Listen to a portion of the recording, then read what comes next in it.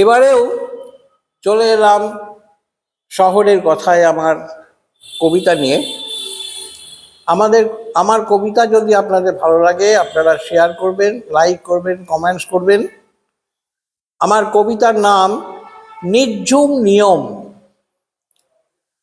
কান্না, ঘাম, রক্ত এসব ক্ষয় হয় নির্দিষ্ট কিছু মানুষের, আবার কিছু মানুষের এসবের কোনো বালাই নেই।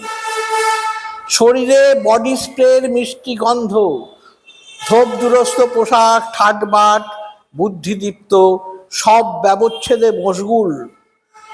প্রতিদিন নিয়ম করে বিভিন্ন পাশবিক দানবিক ঘটনার চুলচেরা বিশ্লেষণ।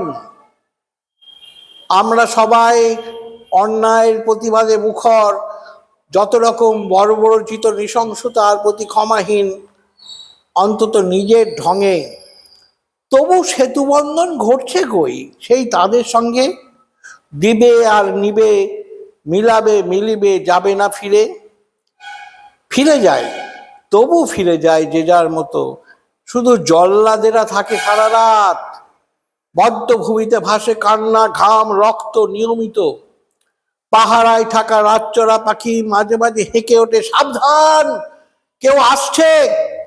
তৎপর হয়ে ওঠে সাপুদেরা।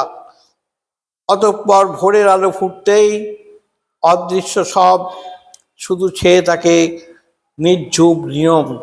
নমস্কার।